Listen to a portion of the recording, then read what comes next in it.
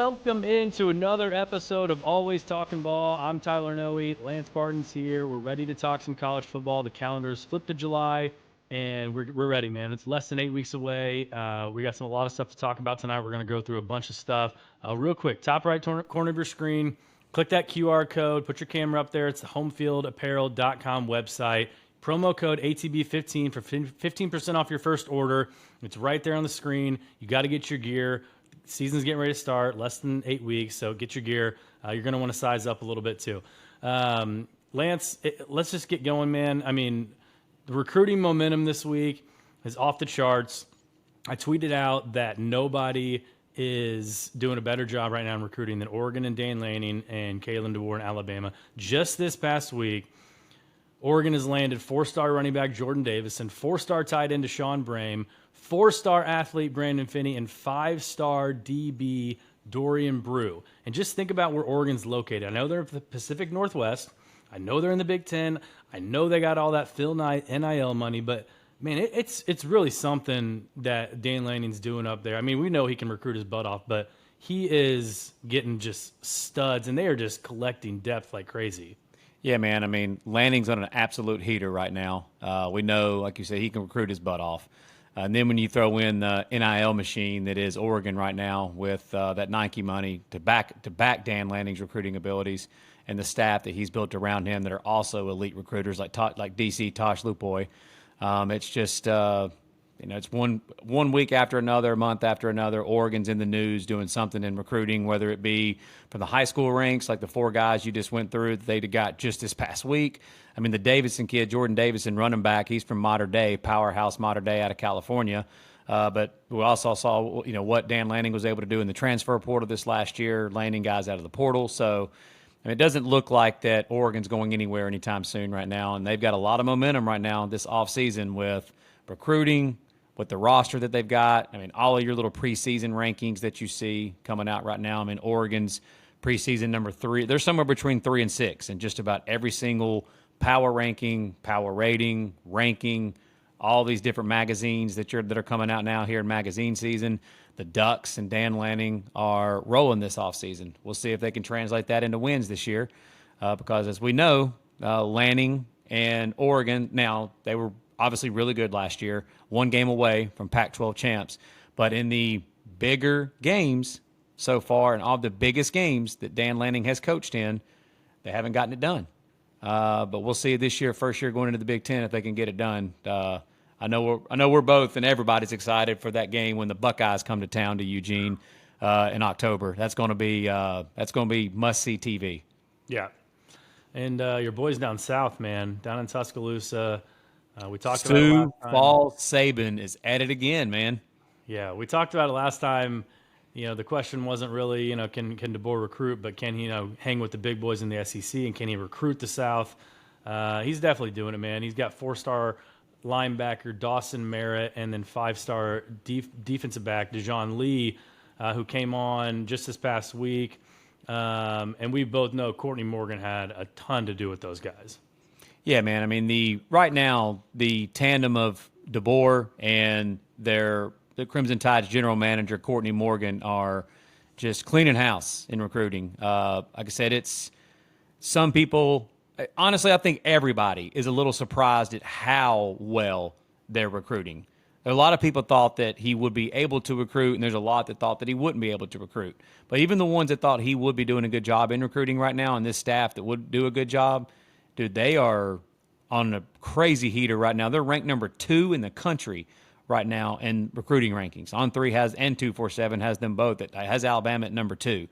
And also, with these recruits that they're getting, they're landing guys out of California. They're landing guys out of the state of Kansas. They're landing guys from the northeast. They're landing guys in the southeast. I mean, they're recruiting as nationally as it gets right now. And Courtney Morgan is a name that just keeps blowing up the social media. Like everybody's talking about him now because it's out. The secret's out that the general manager known as Courtney Morgan is a recruiting machine right now with Kalen DeBoer. It's going to be interesting too because they're in on another like 4 or 5 guys that are 4 and 5 star, 5 stars. They're in on 4 or 5 other 5-star recruits that currently are predicted by On3 to go to Bama. And if that happens, they're going to end up with the number one recruiting class. So, yeah, they built up a lot of momentum so far this summer. Yeah, DeBoer, I mean, he just approaches his recruiting like he does his games. I mean, and we know his track record as a head coach. And luckily, I mean, it's Alabama. Like, the place is going to recruit itself, too, so that helps him, too. And having a guy like Courtney Morgan who helped build that Michigan defense like we talked about. And, it's Alabama. So, I mean, you'd have to really go in and just try not to recruit to not get guys to come in there. Yeah, no, I don't disagree. And truthfully, I thought that DeBoer would be able to recruit like the skill position on offense really well with how good his offenses has been. And with the track record that he had at Washington with that receiving core and Michael Penix and just overall the skill position on offense has been incredible in his system. But, again, the two guys you just mentioned that they landed this past week are two defensive guys, a 5-star defensive back and a high-rated 4-star linebacker. And they're in on a couple, again, other big-time defenders that are like the number one overall recruit in the entire country, Justice Terry. Right now it sounds like it's pretty much between Alabama, Ohio State, and Georgia. Most think it's between Alabama and Georgia with a heavy lean to Georgia right now. But those are the type of guys that Bama's in on still on the defensive side of the ball. Obviously, we were used to that with Saban, but Sioux Falls Saban, Kalen DeBoer, is also landing some big-time D guys too right now. Yeah. I know Ohio State's got the number one class right now, but you can't talk recruiting without UGA and Kirby Smart. Yeah, and I'm going to go ahead and just tip of the cap to you, man. I'm sure you had to feel pretty good about this. I'm sure you saw it this week. But so I'm going to give a little backstory here. Tyler, when this guy he's the number one overall edge rusher, and he decommitted Isaiah Gibson, the number one overall edge rusher in the country, 5-star. He decommitted from USC. Him and Justice Terry both decommitted from USC here recently, about a couple weeks ago. Tyler went on our Twitter page and tweeted out what Kirby wants, Kirby gets. Because, again, they're from the state of Georgia. These two 5-star defensive linemen are in Kirby Smart's backyard. So he tweets that, and so many people were throwing out hate to my boy here. And lo and behold, yeah, you were right. This 5-star number one edge rusher, Isaiah Gibson, commits to Georgia this week. So, yeah, what Kirby wants, Kirby gets. Yeah, I mean, I was getting tweets, receipts back, except when he doesn't. And they were showing me, he was losing guys to Alabama and Auburn, LSU. Like, sure, but, I mean, when he really wants a dude who is going all the way out to Southern California, and he's a 5-star and he's from the state of Georgia, sure, he can be committed all he wants to Georgia, but, I mean, we know that was just inevitable that he was going to be decommitting from USC. Yeah. I mean, you're not going to see a 5-star defensive lineman leave the state of Georgia, go to California. I just don't think that's going to happen very often. Yeah. All right, let's get into some meat of the episode. We're going to start off with horns down. I'm going to give it to him. Sorry, Texas fans, but Quinn Ewers had an interesting quote this week. It kind of made the Twitter sphere news. I'm not sure it made SportsCenter or anything like that. I don't watch SportsCenter, but he said, "We're going to be everyone's biggest game for sure." While I can see his point, that he's kind of making, it's Texas and it's new. And if you're hosting Texas, sure, like I get it. Their road slate in the SEC is also a complete joke because they're going to get a neutral field game every year. So this year they get 3 road SEC games. Yeah, Texas plays literally 5. If you look at the bottom, 6 or 7 teams projected in the league this year, they play 5 of them. Yeah. They only play 1 team that's in the top quarter of the league, that's projected top quarter of the league this year. Of course, that's Georgia, but they get them at home. Yeah. So it's amazing that the schedule that they got. Yeah, so I, replied to something, and it just kind of, I don't think Texas and I don't think their fans are really ready for the kind of crowds and atmospheres that they're going to experience this season. And, knowing full well, like we just mentioned, they're going to Mississippi State and Kentucky, or I don't know who they're going to, but A&M, that we're going to talk about that game here in a second. But yep. We're also talking about the same team last season. Think about this. They went to the college football playoff last season, right?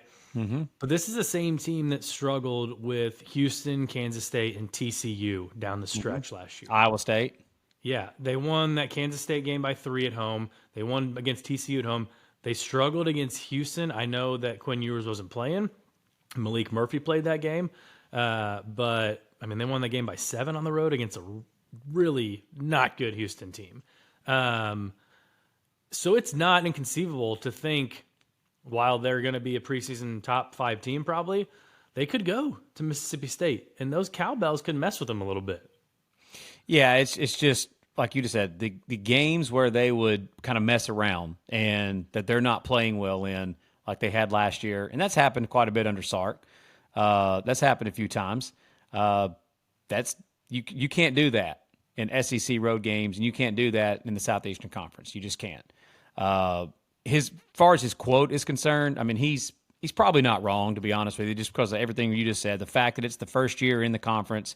Texas is pretty polarizing right now because of all of the trash that's being talked by their fans and now some of their players. That's just, and they're the ones too. They're the NIL darlings that are posting everything on social media of recruiting visits with Lamborghinis, and it's just and the fact that we all know too that when Texas was in the Big 12, they had that kind of big brother mentality that they walked around with, but didn't really live up to it.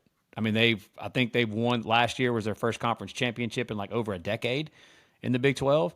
But look, I'm not taking anything away from this Texas team. Sark has this. It's obvious. Sark has them rolling right now with NIL and the recruiting and everything that they've got going on, and the talent acquisition that they've got coming through the transfer portal and through high school recruiting. And as long as Sark is there, they're going to have good quarterback play. They're going to have good offenses. So it's they've definitely got it rolling, but that big brother mentality that they kind of acted like they had when they were in the Big 12, that's not going to work in the SEC. It's not, and you don't need to put even more of a target on your back than you've already got.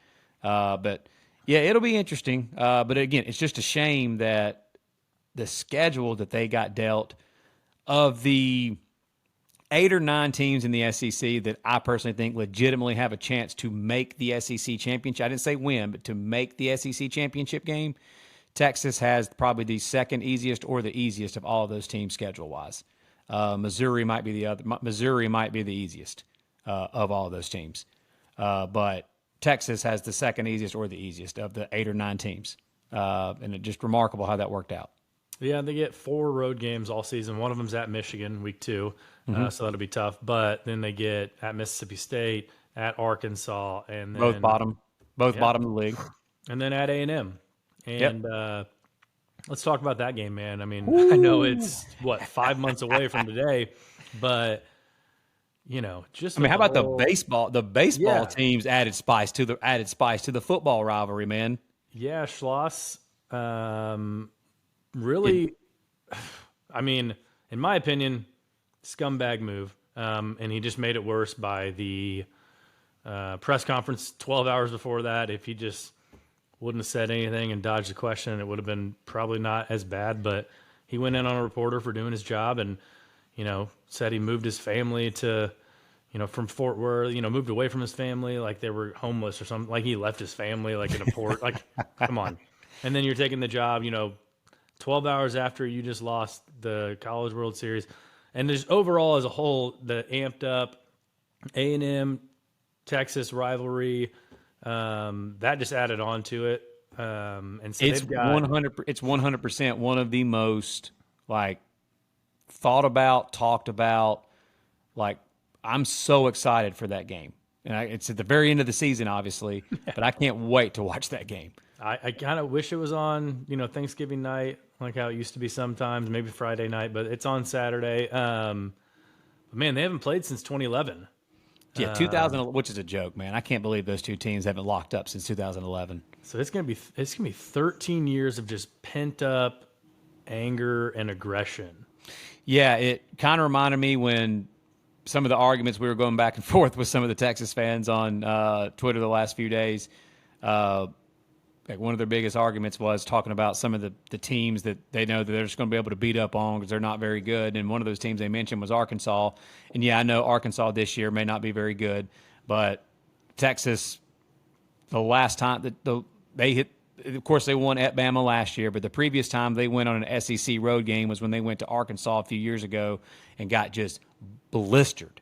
And there was a lot of pent-up hate and anger and just again, Texas had that big brother mentality to Arkansas back in the old Southwest Conference days. And so, yeah, there's a lot of that fan base at Arkansas that just, again, took a lot of frustration and anger out on Texas that day. And I remember watching that game live, and I was just like, you can feel the intensity and just the anger through the screen. And that's going to be times a billion. I mean, think about it. College Station. Texas, if they need to win that game in order to go to the SEC championship game or something. Yeah. And again, here's the difference. We're right on cue. Some of the teams that Texas would play in the Big 12, the talent gap between Texas last year, the roster that Sark had last year, and some other years, but specifically this version of the Texas Longhorns, the Steve Sarkisian version of the Texas Longhorns, that roster was so much more talented than the majority of the Big 12 teams they played against last year. Yeah, he's been like recruiting like an SEC team because he's knowing in 2024 we're going to be an SEC team. So we've got to start building up our roster and our depth right now. So when we get there, we hit the ground running. Absolutely. I mean, so the line of scrimmage on both sides of the ball has been a huge difference for Texas these last 2 years because, like you said, they're getting ready for SEC play, week in and week out grind of a schedule, but they didn't get that week in, week out grind. But this is the difference.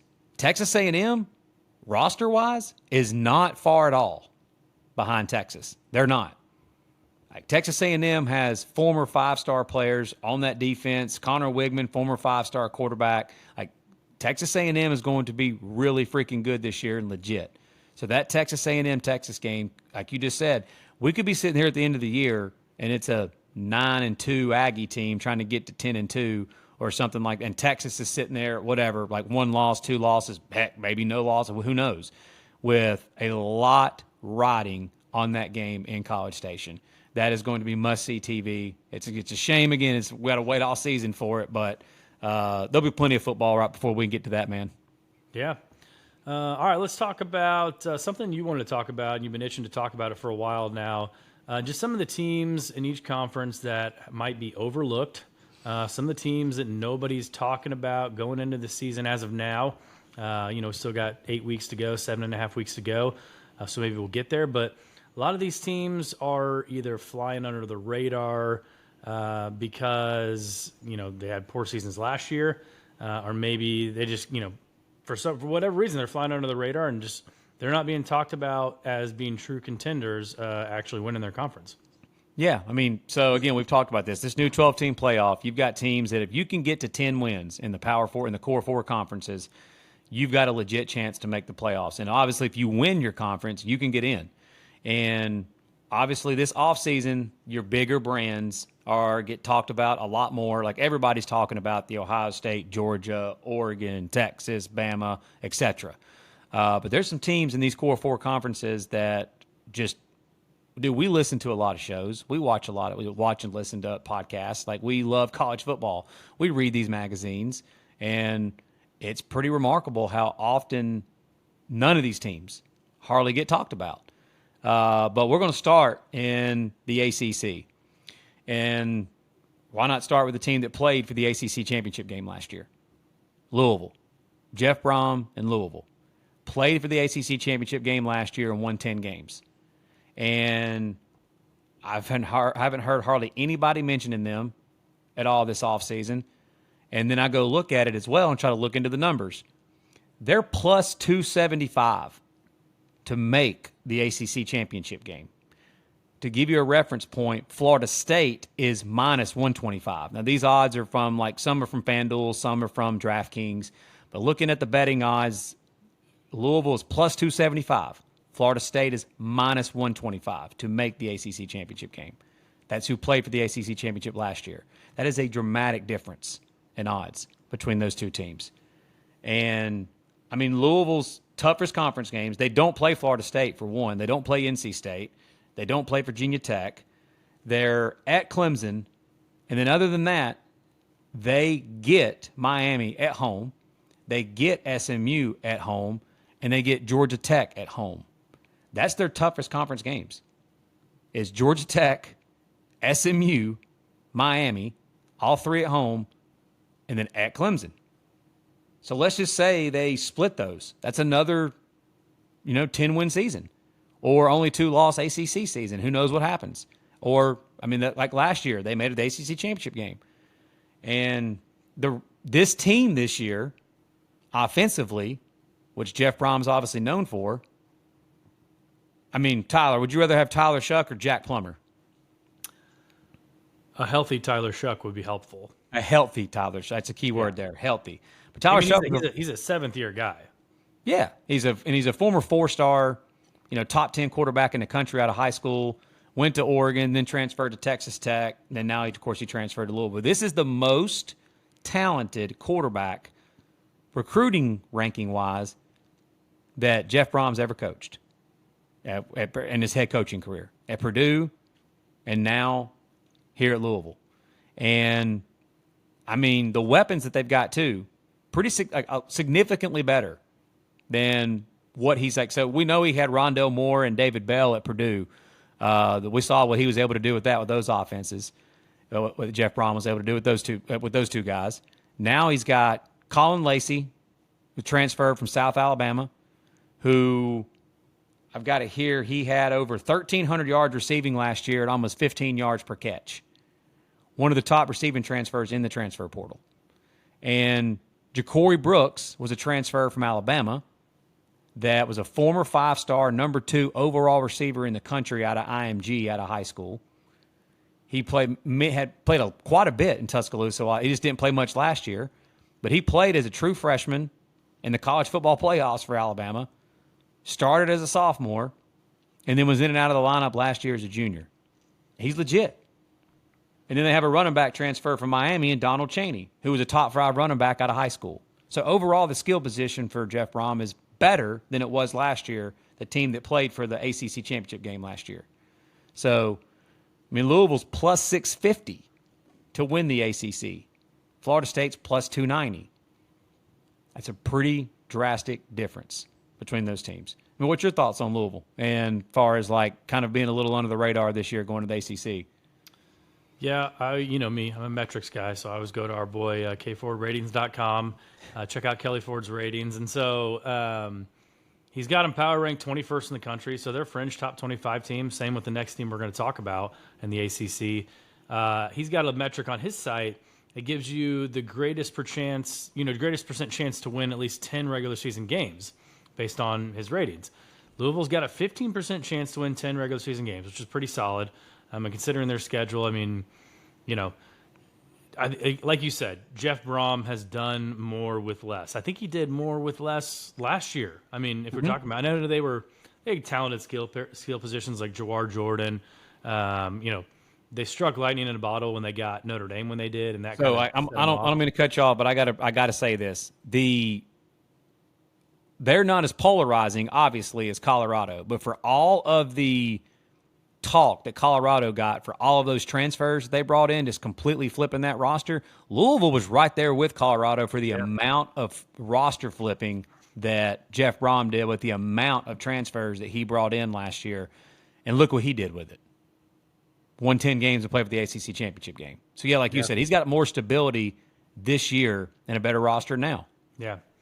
Another guy who's got incredible stability at his school, that's your boy, Dave Doran. NC State, another team. People need to recognize, man. People need to be talking about this team a lot more. I'm telling you. Yeah, and I know you've got some stats on them. They play another team that plays a relatively easy schedule in the ACC. Another team that has brought in a lot of transfers. Obviously, they brought in quarterback Grayson McCall from Coastal Carolina, running back Jordan Waters from Duke. They brought in offensive center Zeke Correll from Notre Dame. We know Notre Dame's penchant for offensive line players. Justin Jolie came in from UConn. Noah Rogers came in from Ohio State, both wide receivers. And then they're just returning, one of the, ACC all-freshman team, Kevin Concepcion, one of the freshman of the year in the ACC last year. Exactly. What do the stats say, or what do the odds say for them to win the ACC? So they're plus 350 to make the championship. So they've got worse odds or better odds if you want to put something down on NC State. But they're plus 350. Again, I gave you a reference point earlier that Florida State was minus 125. So what was Louisville? Louisville was plus 275. So NC State has worse odds. I mean, Correct. Okay. Yes. And that's interesting to bring up because, we talk a lot about gambling on our show right here. And I just mentioned, K Ford's, chance to win 10 regular season games, his percent chance. Louisville was at 15% chance to win 10 plus regular season games. NC State's at 25% according to his ratings. Ooh. They've got a 10% chance better to win 10 games, yet the odds are showing them that you can get them at plus 350 versus Louisville was at plus 290, right? So plus 275. That's where the metrics come into handy. If you want to, tie your money up for 6 months, that's fine. But that's where the metrics come into handy is like, okay, you can find an edge like that. And if you like it, pull the trigger. Yeah. And so something about NC State that will just tell you how, so you mentioned all the transfers that they just brought in. Their roster is better. This is the best roster that Dave Duran has had overall, by far the best offensive skill roster that he's ever had. And that Robert and I offense they're going to have this year. But this NC State team, this is how they finished last year. Their last 5 regular season games last year, they went 5-0. They outscored their opponents 144 to 77. Those 5 teams included wins over Clemson, Miami, Virginia Tech, and North Carolina. 4 of their 5 wins were those teams. So 4 of the better teams in the ACC overall. Outscored them 144 to 77. They're plus 700, by the way, to win the conference. We're going to have our season win totals episodes here in not too long from now and talk about odds and stuff like that with regards to the conference. But I can tell you right now, plus 350 to make the championship and plus 700 for me for NC State might be something that I take a look at. Because I'm telling you guys, this NC State team is going to be legit. And they're just not being talked about enough. Of course, it's Florida State and Clemson, and Miami. Florida State, Clemson, Miami, Florida State, Clemson, Miami.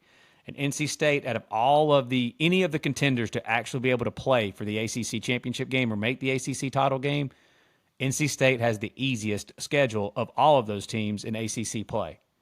And they have a game really earlier in the season that's not been talked about much. You got all these non-conference games that everybody's talking about. Tennessee versus NC State earlier in the year is going to be a war. And it's going to be a fantastic game. That is a game that is not being talked about as much right now when you're hearing all the non-conference games. But that will be one of the better non-conference games of the entire season. Will be when those 2 teams lock up. That'll be a fun matchup. Yep. All right, what conference do you want to move to next? Let's hit the let's do the SEC. Let's just stay, at ACC. Let's stay on that kind of side. Let's go to the SEC, and I've got to start here. It's blown my mind. Like we saw the EA Sports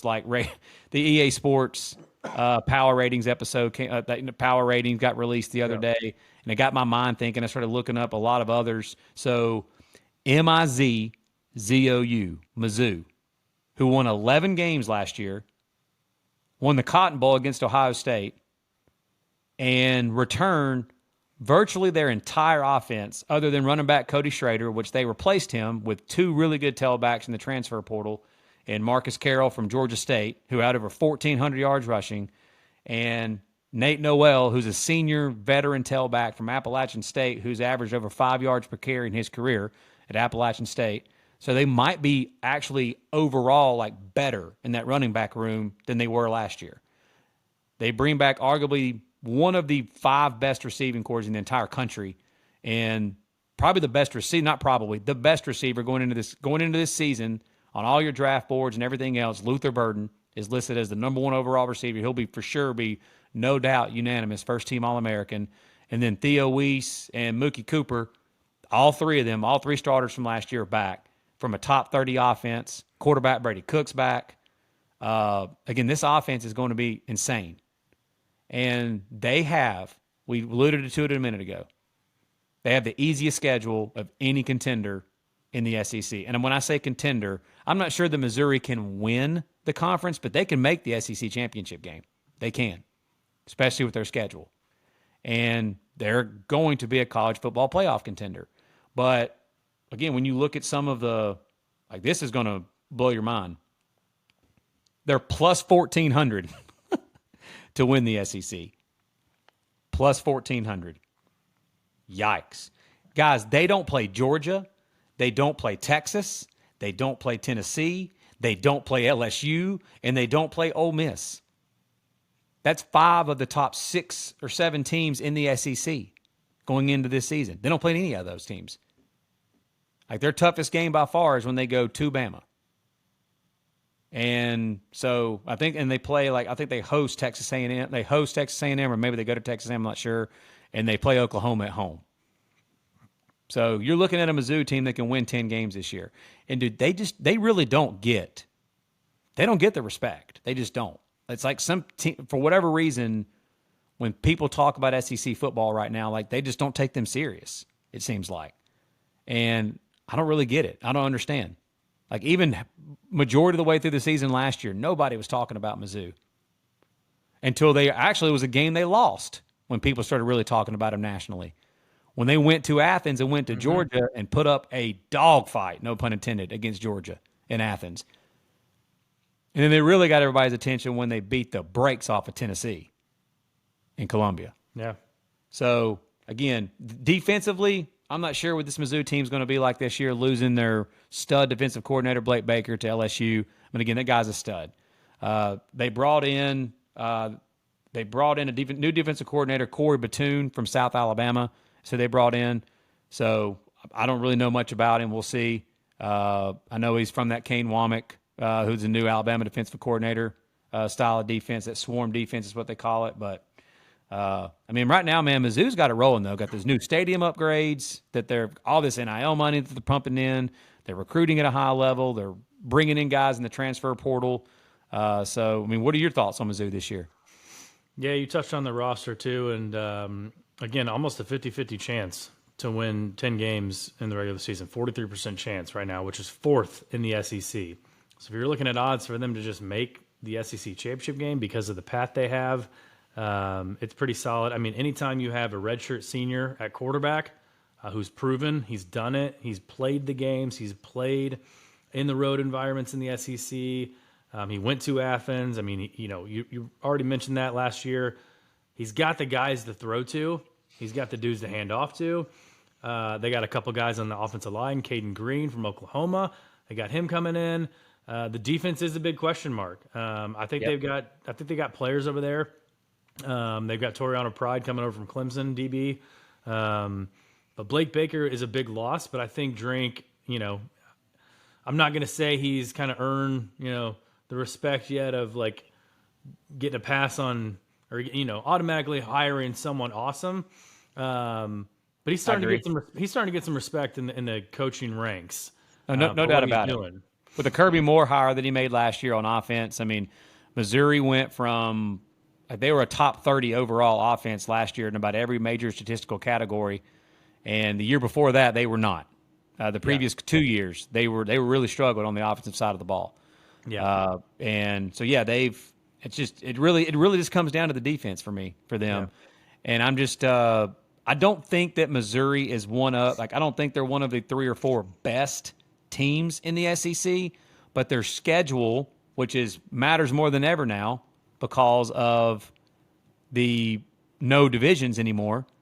I mean, Missouri is as legit as it gets to be a college football playoff contender and a contender to play in the SEC championship game. Is anybody in the conference?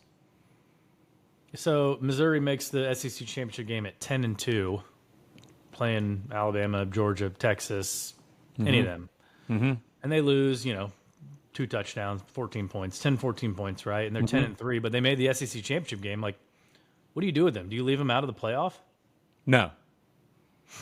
And so, I mean, more than likely, and so that schedule, and it's the SEC gave them the schedule, so it would almost be like they're going to kick out like an SEC team, that might be better than them, and that's why you get these conferences that are just so stinking big now, and you can't it's impossible to do a balanced schedule. Like, I mean, it's just, I Yeah. don't know how you do it every year.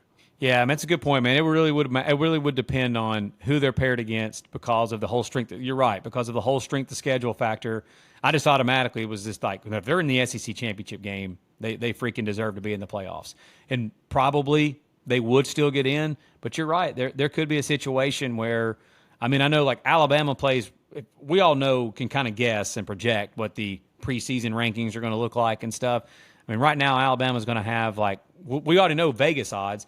Bama right now has 5 teams that are in the top 15 of Vegas odds to make the college football playoff and win the national championship. And Mizzou, I think, has 1 on there that they play. So in situations where you're looking at teams that have way tougher schedules than that, yeah, it could happen. But I think if you're playing for the SEC championship game, you're probably going to be in the playoff. Yeah. Well, you mentioned one of the teams they avoid, Tennessee. Yep. They're kind of going under the radar. Again, 30% chance to win at least 10 regular season games. Yep. They've got NC State on the schedule, like you mentioned. Their first SEC game is on the road in Norman. The Josh Heupel game, going back to Norman. Again, one of those games that's not being talked about a ton right now in the offseason that I am ecstatic about. That game's going to be insane. I can't wait to see that game. Yeah. If Tennessee can somehow make it through the first half of their schedule, they get Alabama home this year, and we saw what happened a couple of years ago. They've got a bye week, and then they play Kentucky, Mississippi State, UTEP, and Vandy.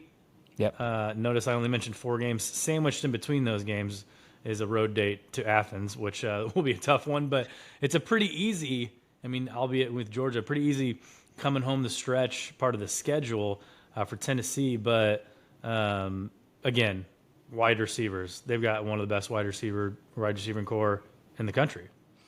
Yeah, so, I mean, you mentioned the schedule. So they don't play Texas. They don't play Ole Miss. They don't play Mizzou. They don't play Texas A&M. But, yeah, it's tougher than Mizzou's schedule because they have to go to Georgia. And they get Bama at home.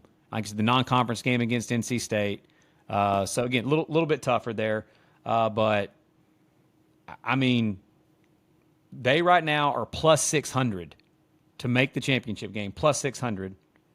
And they're also plus 1,400 to win the SEC, just like Mizzou, plus 1,400. They also, by the way, EA Sports didn't include them in their top 25 either, and also didn't include them in their top 25 offenses. Another thing that's interesting here, their win total is 8.5. That's definitely on my list of looking at some overs possibility. Yeah. Their win total set at 8.5. So, I mean, we've got to talk, though, about the fact that they were left off that offensive list, like I said, for EA Sports. And the team that Tennessee is going to put on the field this year, hot take alert, this is the most talented team that Josh Heupel's ever had, including the team 2 years ago that won, I believe it was 11 games with their bowl win. They won 11 games that year, 10 regular season, 11 with a bowl win. This Tennessee team is more talented than that. The defense is going to be better, and the offense is loaded. So, first off, everybody always talks about these, like say, Lincoln Riley, Lane Kiffin, Steve Sarkisian, these offensive, like, guru, like, coaches. So, Josh Heupel has had a top 10 total offense every single year he's coached, except last year. And we all know what that reason that was for Joe Milton. But still, they were top 20 last year, even with Joe Milton at quarterback. Dating back to UCF, every year he's been a head coach, his offenses have been top 10 in total offense. This year, he's got the most talented quarterback that he's ever had in Nico Iamaleava. You mentioned those receivers. They've got 3 starters back in Brew McCoy, Squirrel White, and, well, Brew McCoy and Squirrel White, but they also brought in the transfer Chris Brazel from Tulane. And Holden Stays, who transferred from Notre Dame, is listed as maybe the top tight end transfer in the country. And James Pierce on defense, their edge rusher, is probably going to be, right now, he's listed as the number 1 overall pick as far as the draft boards are concerned.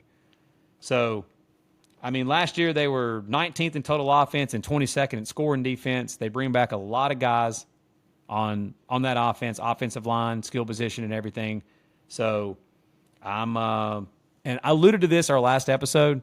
When people think about Tennessee, you don't think about, and Josh Heupel, you always think about throwing the football, spreading you out, and throwing deep balls downfield. They've had a top 25 rushing offense every single year that he's been a head coach. Top 25. Every single year. So I don't think that's going to change this year. Yeah. So again, with the schedule that they've got and the skill position players that they've got, we know that Heupel's offenses are always going to be explosive, always going to be well-balanced. And, I mean, again, Tennessee's another one. Everybody in the SEC can't win double-digit games, but they're another one's got a great chance to get to that 10-win mark. Did you say what did you say Kelly Ford had it as with their chance to win 10 games? 30% chance. Yeah.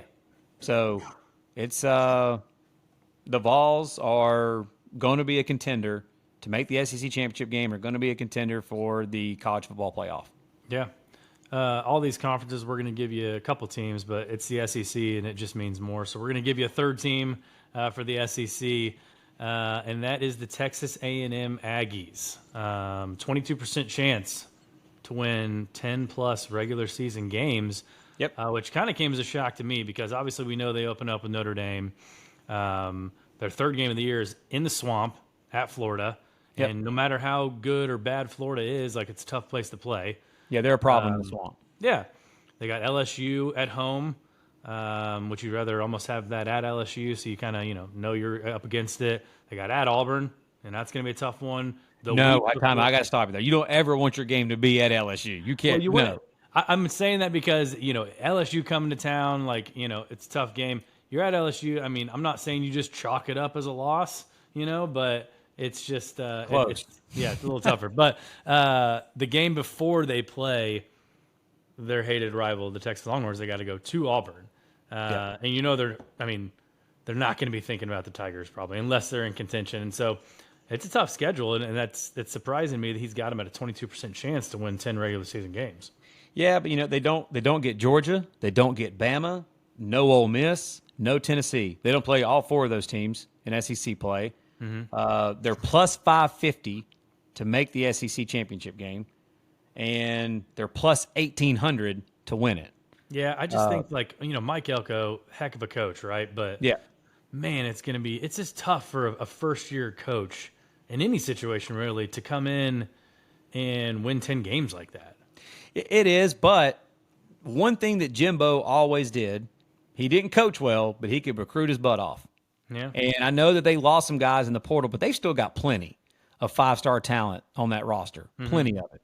And then he brought in Nick Scorton, who led the Big Ten in sacks last year at Purdue, which is, by the way, that's even more remarkable to think about because Purdue usually is getting their butts kicked, and the other team is not throwing the ball as much anymore, and he still led the Big Ten in sacks. Yeah. But, I mean, there again, Connor Wigman has been on a list of a lot of lists that we've seen as since Baker Mayfield years ago, there has been a quarterback, and most years multiple quarterbacks. We saw it this past NFL draft. There's multiple quarterbacks or at least one quarterback every single year that is not talked about at all going into the season that is not projected to be a first-round pick.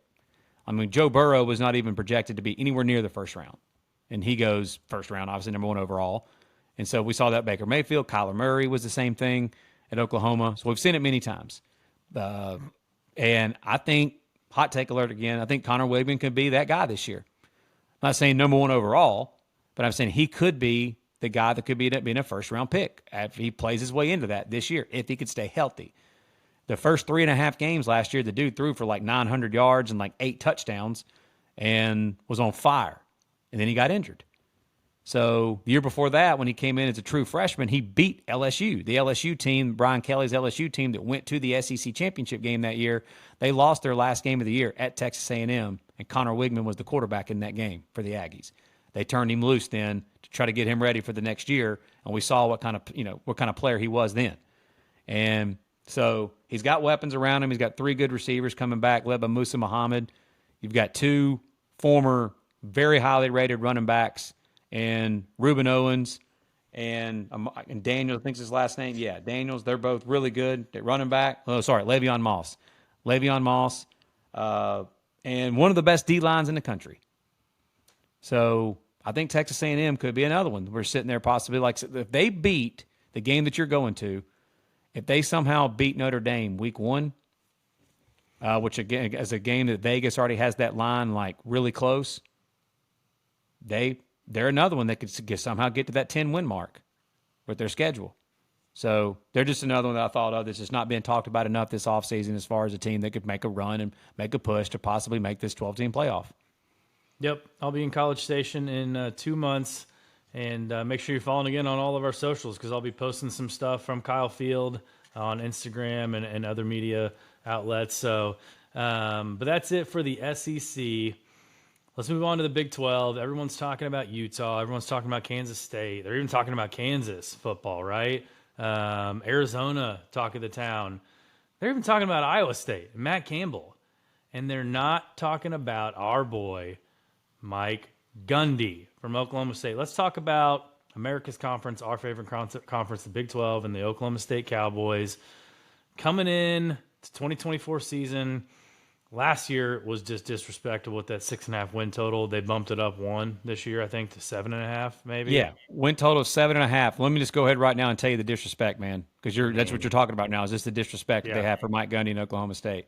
FanDuel has Oklahoma State, the team that went to the Big 12 championship game last year, that also returns virtually this entire team. They are one of the most experienced teams in the entire country. Phil Steele's magazine came out the other day. He has them as his number 1 most experienced roster in the country. It also helps when you have a 7th-year quarterback. But, yes, they do return just about everybody. FanDuel has them at plus 1,200 to win the Big 12 this year, which is the 7th best odds. 7th. The team that played in the Big 12 championship game last year. So, for reference again, Utah and Kansas State are plus 350. And Oklahoma State's plus 1,200. That is a massive difference and total disrespect to Mike Gundy and Oklahoma State again. Yeah. Yeah, I mean, Kelly's projections show them having a 21% chance to win 10 regular season games. That's pretty solid, especially for a win total of 7.5. You look at their schedule, though, and the one thing you got to worry about them is just kind of kicking off the rust early in the season like they did last year against South Alabama. Yeah. We went in there and they worked them. They get South Dakota State. They get Arkansas at home. Probably a trap game is at Tulsa the week before they play Utah. And that's a 3-game stretch at the beginning of conference season. Utah, at Kansas State, and then West Virginia at home. Before you get a bye week and you start getting BYU, Baylor, Arizona State, TCU, Colorado, all those teams. So for a team that doesn't necessarily, in my opinion, start off the season hot, usually, they kind of struggle to get going. And then by the end of the season, Gundy's got them rolling. But like you said, man, Alan Bowman, he is solid quarterback. Ollie Gordon, solid running back. Was he a Doak Walker Award winner? Doak Walker Award winner last solid, year, yeah. Pretty solid. 1,700 yards and 21 tutties. Yeah.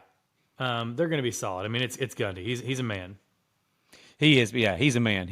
What was he? He's forever ago. He's up around 60 now, probably. Yeah. But dude, Oklahoma State has played in the Big 12 championship 2 of the last 3 years. Just remarkable to me that the odds have this where they have it at. And again, it's just year after year. That must be what Vegas does. And like you said, the verbiage you used last year, Mike Gundy looks at a win total of 6.5 and just laughs at it. Yeah. And we laughed at it to the bank with him. Yeah. They're just handing out money. Yeah. This year, like I said, they obviously again 7.5. That's awfully low. That's awfully low. One thing you'll see with all these Big 12 teams we're talking about, aside from one that everybody's talking about, is that a lot of them are just. I mean, they've got really experienced teams, really experienced rosters. Yep, like Iowa State. Again, a lot of these teams, though, that's how they in this transfer portal NIL era, that's how they're building their rosters. Like you see Iowa doing it in the Big Ten. They bring in their own type of guys that fit their system, build them up into their system, redshirt people, and you look at them, they've got redshirt seniors and redshirt juniors. I mean, it's just next guy up waiting his turn to play. They've got the same type of athlete at the same positions year in and year out. They just got a model, and it works. It doesn't work to win national championships, but it works to compete for conference championships and win 9-10 games every single year. it creates success, and it is sustainable. Yeah. And another team here in the Big 12 that I'm excited to talk about. We talked about them on our previous episode. When I got into the numbers of this one, man, I was just, again, blown away. Plus 700 to make the Big 12 championship, which is 10th. The 10th worst odds in the conference is West Virginia. West Virginia, who won 9 games last year. They're plus 1,800 to win the Big 12 championship. Their win total is set at 6.5. I got to be honest, this early on, this one and one other one we're going to mention in a minute might be my favorite win totals early on, like just taking a look at as of today. Yeah. Going over 6.5. I will tell you that West Virginia, according to metrics, have the third toughest schedule in the Big 12 behind Arizona State and Houston. And they get that non-conference game to kick off the season against Penn State, albeit in Morgantown. But they also go, they play Penn State and they play Pitt. That's 2 Power 5 teams in their non-conference schedule. So, props to them for sandwiching in Albany there. They're going to need it. They're going to need an Albany game in between that Penn State and then going to Pitt. Playing Kansas, you got to go to Oklahoma State, Iowa State, Kansas State, Arizona. That's all within 6 weeks there. Their road games their road games Cincinnati, Baylor, UCF, and Texas Tech. Yeah, their road games at Oak State, at Arizona, at Texas Tech, and they don't draw Utah. They at least get K-State at home and UCF at home. And I like their chances against really anybody in the Big 12 in Morgantown. But just a few numbers here. Again, when you think of West Virginia, most people don't even realize this, but they were 27th last year in total offense. They were 3rd in the nation last year in rushing offense. They were 3rd in the nation at running the rock last year, and they returned all of that production. Jaheim White.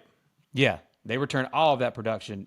And, Donaldson and White, both are back. Both tailbacks are back. And Garrett Green was about as dual threat as it gets last year. He, threw the rock for over 2,500 passing yards last year, had over 772 yards rushing, had 30 total touchdowns and only 4 picks. So, since Neil Brown last year, he took over offensive play calling duties as a head coach. He said, you know what? Everybody's telling me I'm on the hot seat going into last year. If I'm going to go down, I'm going to go down doing it my way. He started calling plays, and that offense just took off. And he's obviously calling plays again this year. So, again, in a wide-open conference in the Big 12, the Chaos Conference, they've got just as good of a chance as anybody to win this conference, in my opinion. And they've plus 1,800 to win it. That is, I'm sorry, but I just don't think that there should be that big of a difference between Kansas State, for example. I love Chris Klieman. We like K-State. We love Utah. But K-State shouldn't be plus 350 and West Virginia plus 1,800. I said West Virginia won 9 freaking games last year and returned almost all of their production that was the majority of their production last year. So, they're another one I'm keeping my eye on as far as somebody that can get to a conference championship game and have a chance to compete. That a lot of people just aren't talking about this offseason. Everybody's talking about Utah and, like you said, Colorado. But other than Utah, it's Utah, K-State, and people are talking about Colorado. Yeah. All right, last conference, Conference USA. I'm sorry, Big Ten. It's basically Conference USA because they're spanning the globe from the Pacific Northwest and Southern California all the way to the Northeast and Rutgers. But we're going to talk about a couple teams. First one is a team we've certainly talked about. We've talked about them a lot. That's Kirk Ferentz and the Iowa Hawkeyes. And they've got Cade McNamara coming back. They've got Luke Lachey at tight end coming back. They've got players on offense. The big key is they do not have Brian Ferentz coming back as the offensive coordinator. Right. Yeah, they've got 17. They've got 17 starters back. And dude, what a mystery this is with this Iowa offense. So new OC Tim Lester, he's known when he was at Western Michigan as a head coach at Western Michigan, he was running 3 and 4 wide receiver spread sets. Are we going to see Iowa try to spread it out a little bit? Yeah, a little bit. If McNamara can stay healthy, they could be a sneaky good offense. No, I agree. And here we go again. Solid. Yeah. So here we go again. Again, why we put them on this list is teams that are just not being talked about. They're just overlooked. Everybody, it's become the cool thing to do from other people and fans to make fun of Iowa and their offense. Make fun of them all you want. They won 10 games last year. Yeah. They won 10 games last year and played in the Big Ten championship game. And so, like you said, if Cade McNamara can stay healthy and have any bit of an offense whatsoever, this Iowa team can do some damage this year and can make some noise. They don't play Michigan. They don't play Oregon. They don't play Penn State. And they don't play USC. That is 1, 2, 3, 4 of the top 6 teams, like odds-wise, to win the Big Ten or compete for the Big Ten championship. Yeah. The other 2 are themselves and Ohio State. Yeah. Obviously, they do play the Buckeyes. They play Ohio State at Ohio State. That's more of an example of what I was talking about, where it's like you're on the road at Ohio State. Just get the L over with, right? You're probably going to lose that game. Don't play them at home, so you lose a home game. There you go. I got you. Well, they're plus 1,600 to make the Big Ten championship. Plus 1,600. But this is the one that's the most egregious to me. So this past year, I said my favorite win total of the entire season, I called my shot before the year, was Iowa. And their win total last year, I think it was 8. And they ended up winning 10 games and playing for the Big Ten championship. So that cashed. I've alluded to it a minute ago. That other than West Virginia, a team that we're going to talk about here in a minute, was going to be one of my favorite win totals, and that's Iowa. Their win total was set at 7.5. I just told you they don't play Michigan, Oregon, Penn State, or USC. Let me give you another quick little nugget here, because I was curious. I was like, Kirk Ferentz is like the model of just consistency, and these numbers definitely back this up. In the last 8 full seasons, the Hawkeyes, Iowa, has won 8 games or more. In the last 8 seasons, they've won 8 games or more in all of those seasons. And they've won at least 10 games or more in 4 of those 8 seasons. So they literally have not gone under that number of 7.5. So when season win total season rolls around, folks, and we're giving out nuggets like that, that's what we're talking about. That's as consistent as it gets. So yeah, I definitely think make fun of Iowa all you want, but when we're sitting here at the end of the year and there's Iowa with Phil Parker, the Broyles Award winner last year for the top assistant coach in the entire country, there's Iowa with a top 10 defense and an offense that's at least serviceable, and Iowa's sitting there ranked about 12th in the country at 9-2 with a chance to play for a Big Ten championship possibly. Yeah, don't make fun of them anymore. Yeah. Last team we're going to talk about is a team that their fans certainly love to talk about, and that is the USC Trojans. Dude, I did not realize how insufferable their fans really can be until we got involved doing a college football podcast and all of the stuff that goes on Twitter and the burners and everything else. Just unbelievable. And it's fitting, we're talking about a former Pac-12 team, RIP to the Pac-12 officially, July 1st. Pac-12 is dead. All the realignment has taken place, and USC is now in the Big Ten. And to commemorate their first season in the Big Ten gave them the toughest schedule in the country.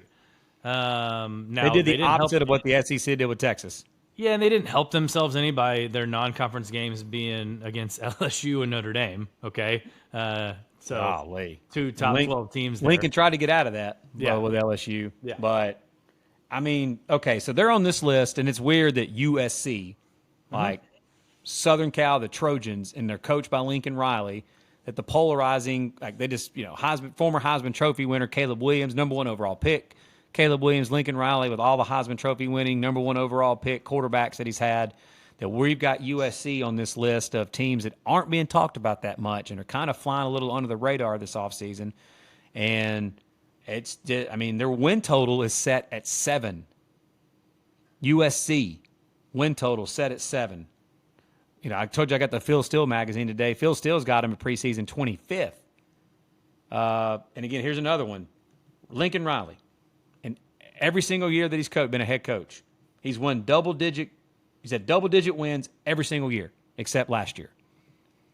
Double-digit wins every single year except last year. And he's got a win total set at 7 this year. You alluded to the schedule. Obviously, that's tough. When they play LSU, Michigan, Penn State, Notre Dame, that's brutal. But in regards to, like, it's going to be an interesting case study with the Big Ten and their style of play. Teams like Oregon and USC coming to the conference with their high-flying, just speed on the perimeter, wide-open type offenses that they've got against some of these, again, physical, grinded out, punch you in the mouth type play in the Big Ten. But like, with that being said, what if these offenses, like the USC offense with Lincoln Riley, what if they run rings around these defenses? Because some of these defenses, they're really good, but they're really good because they're really good against Rutgers and Iowa and Nebraska. Teams like that, again, all those teams have solid defenses and play hard and are physical, all that good stuff, blue-collar type, play. But they don't have good offenses. And here comes Lincoln Riley, arguably the best offensive coach in all of college football, and the quarterback whisperer himself, that's got the athletes that he's going to have going up against these Big Ten defenses.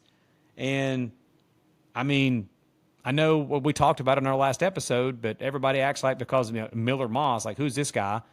Well, like I said, Baker Mayfield's a former walk-on that ended up winning the Heisman Trophy.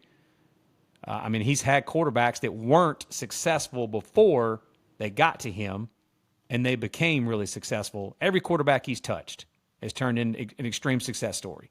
And I always saw Miller Moss do, what do you have, 6 touchdown passes in that bowl game? Yeah. Against Louisville? Yep. So, and the skill position players with Zachariah Branch and Deuce Robinson, Woody Marks, the running back transfer from Mississippi State. Big question is the defense. Again, we're definitely going to get to that. We're definitely going to get to that. But real quick, Woody Marks played in 32 games in the SEC at Mississippi State at running back. But you're right. Defense, easily the biggest question mark.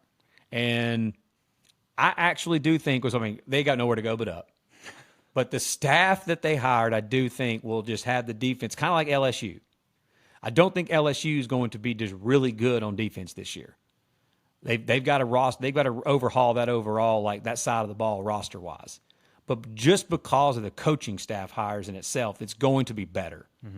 Like USC doesn't need, man. They don't need. I give an example of this all the time. Like that 2019 LSU team with Joe Burrow and them, they didn't need a top 10 defense. They just needed to be serviceable on defense. The defense that was garbage with Cam Newton and Auburn that won the national championship that year, that Auburn defense was trash. They just needed to be able to go out and get a few stops. USC this year, if their defense can just be slightly below average and not trash, they can make some noise in the Big Ten this year. And they are being completely overlooked for a team that, again, if you win 10 games, especially in the Big Ten, you're going to the college football playoff. Yeah. If you're not, that's because there's a lot of other teams with 10 wins. Yep. But the USC is a team, in my opinion, is being overlooked. Okay, that's all for tonight, folks. We appreciate you guys tuning in once again. Hit that subscribe button right now on YouTube. Again, go to all of our socials. Follow us on there. Thank you guys for watching. Starting next week, we're hoping to get rolling into some of these conferences, touching on all the teams. It's magazine season, so we're getting our magazines in, getting our research in. And then, we're going to hit the ground running in August for conference previews. And who knows, we may have a special guest on the pod here in a couple weeks that you guys will love to listen to. So, again, thank you guys for listening. RIP to the Pac-12. Until next time.